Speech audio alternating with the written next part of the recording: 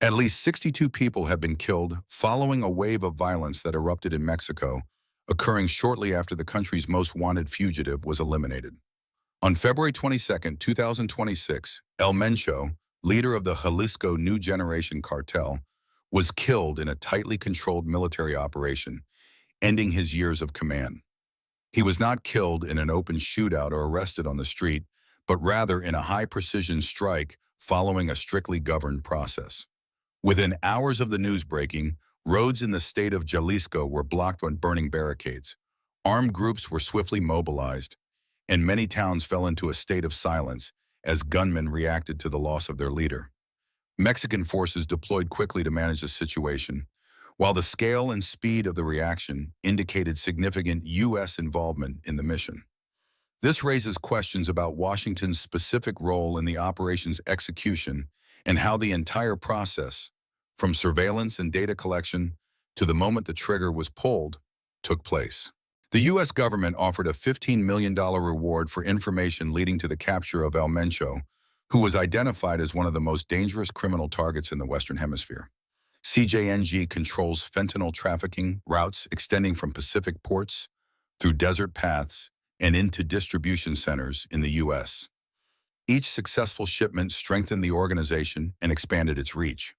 Federal agencies in Washington concluded that reducing the street-level supply required starting at the leadership level rather than focusing solely on low-level traffickers.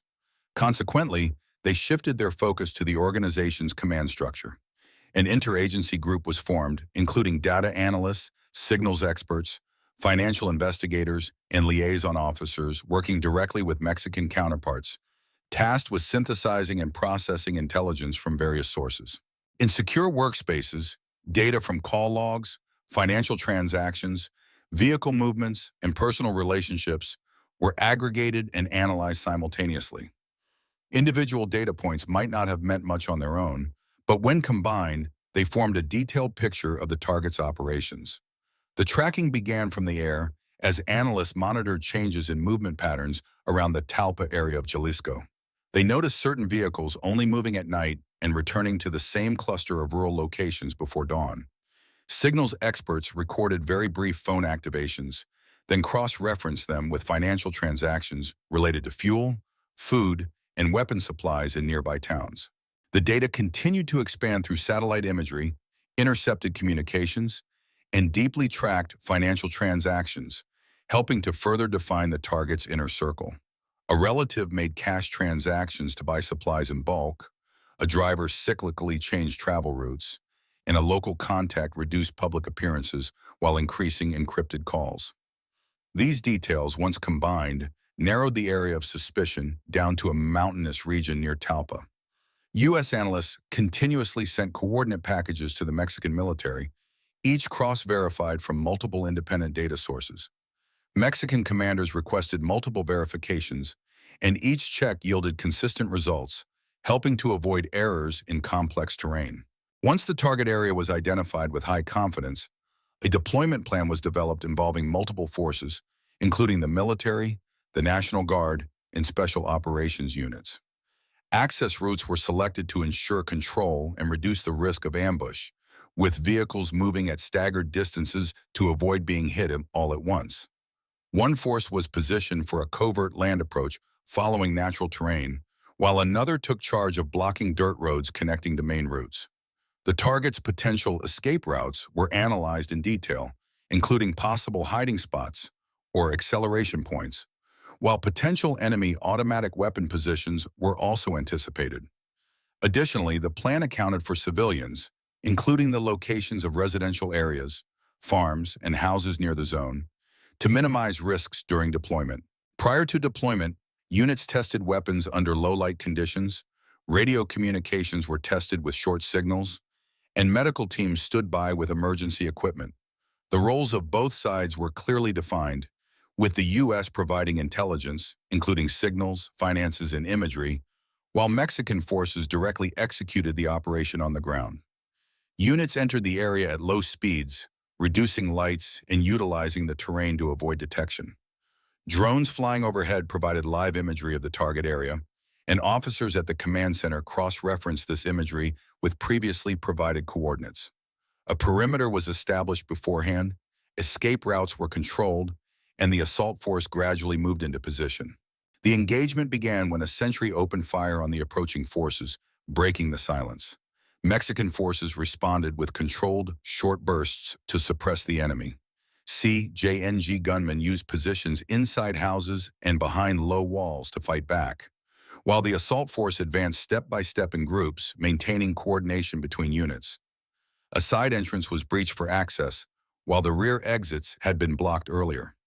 Inside the rooms, bodyguards attempted to move El Mencho to avoid being hit and to maintain command, but during the exchange of fire, he was struck as the assault force converged on the central area.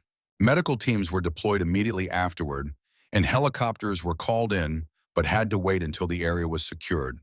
The fighting lasted about 15 minutes, after which resistance was neutralized. Some individuals were killed, others were captured or unable to retreat due to the blocked roads. El Mencho did not survive long enough to be fully evacuated, and the operation ended quickly with the target eliminated. The short duration of the engagement indicates that this was a high-precision operation rather than a prolonged confrontation. After the operation, authorities established checkpoints on roads leading out of the area, deployed patrols, and seized electronic devices, weapons, and documents at the scene. Data from phones and storage devices were analyzed, and initial assessments confirmed links to cross-border trafficking routes that had been previously monitored. This information was cross-referenced with the initial intelligence, confirming that the target had been accurately tracked throughout the process and that the operation was carried out in the correct location. Immediately following, violent reactions spread across multiple regions.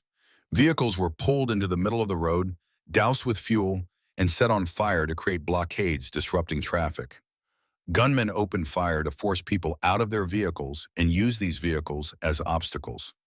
Some urban areas became hotspots as armed groups used narrow streets and crowded residential areas to move quickly, carrying out attacks and then retreating before reinforcements could take control.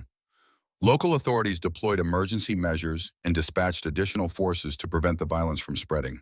Mexico increased its security presence at government facilities, police stations, and transportation hubs, while the U.S. issued safety warnings for citizens in affected areas and adjusted travel advisories.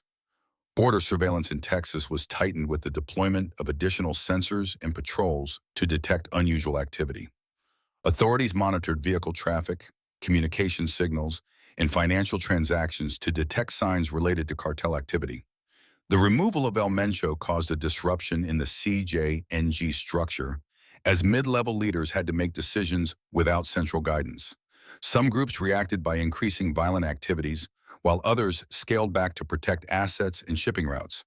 U.S. and Mexican agencies continue to share data on potential successors, using biometric information, communication patterns, and travel history to track them, while expanding surveillance to financial accounts, front companies, and money laundering channels. The report concludes by questioning the next steps for the U.S. in supporting Mexico, including whether to maintain intelligence support or apply stronger measures, and calls for following the next installment to learn about El Mencho's possible successor.